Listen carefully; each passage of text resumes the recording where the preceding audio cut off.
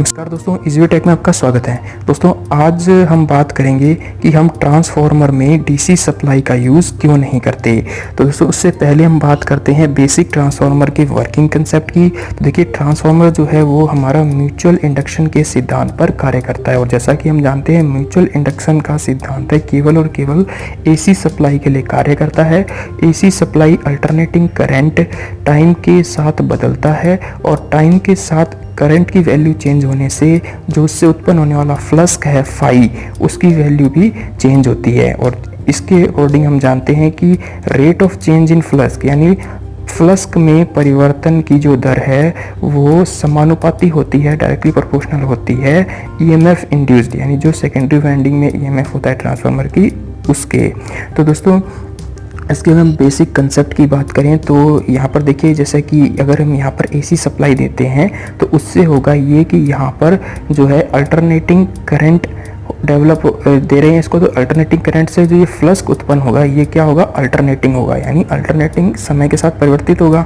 अब क्योंकि ये फ्लक्स समय के साथ परिवर्तित हो रहा है इस वजह से जो ये सेकेंडरी वाइंडिंग है इसमें से गुजरने वाले फ्लक्स की मात्रा भी जो है वो समय के साथ परिवर्तित होगी।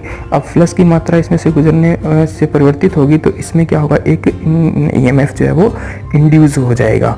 तो दोस्तों अगर हम इसी ट्रांसफार्मर को डीसी सप्लाई दें तो होगा क्या, तो होगा ये कि यहाँ से हम डीसी सप्लाई दे रहे हैं तो इसमें फ्लक्स कांस्टेंट करंट फ्लो करेगा और कांस्टेंट करंट अगर इसमें फ्लो कर रहा है तो इससे उत्पन्न होने वाला जो फ्लक्स है वो भी कांस्टेंट होगा।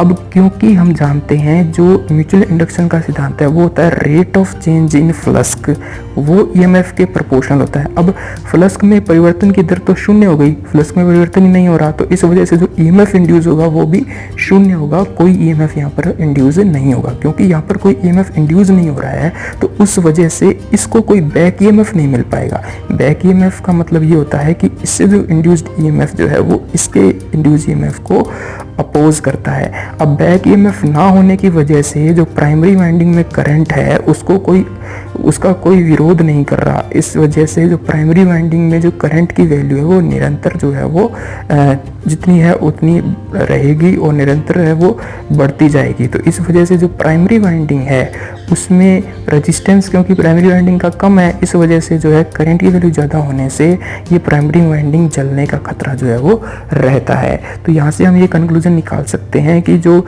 कंटिन्यूसली कांस्टेंट करंट है वो फ्लो होगा ट्रांसफार्मर के अंदर अगर हम ट्रांसफार्मर को डीसी सप्लाई देते हैं तो, और कोई बैक ईएमएफ नहीं होगा, no back EMF will generate, कोई बैक ईएमएफ नहीं जनरेट होगा। इस वजह से लार्ज अमाउंट ऑफ करंट जो है वो प्राइमरी वाइंडिंग है वो ड्रॉन करेगी यानी लार्ज अमाउंट ऑफ करंट जो है वो प्राइमरी वाइंडिंग में से फ्लो करेगा और इस वजह से प्राइमरी वाइंडिंग जो है वो जल सकती है। दोस्तों ये रीज़न होता है कि क्यों हम ट्रांसफार्मर को डीसी सप्लाई है वो नहीं दे सकते।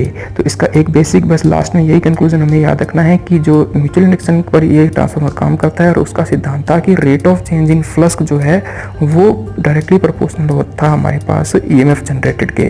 तो यहाँ पर रेट ऑफ चेंज जो होता है डीसी के लिए वो 0 होता है, इस वजह से ईएमएफ इंड्यूस्ड भी 0 होगा। तो फ्रेंड्स आई होप आपको ये पता लगा होगा कि हम ट्रांसफार्मर को डीसी सप्लाई क्यों नहीं देते। तो दोस्तों अगर आपको ये वीडियो अच्छी लगी हो तो प्लीज़ इसे लाइक कीजिए, शेयर कीजिए और हमारे चैनल को सब्सक्राइब करना मत भूलिएगा क्योंकि हम आपके लिए ऐसे इंटरेस्टिंग टॉपिक से लेकर के आते रहते हैं। तो मिलते हैं नेक्स्ट वीडियोज़ में, तब तक के लिए thank you and bye bye.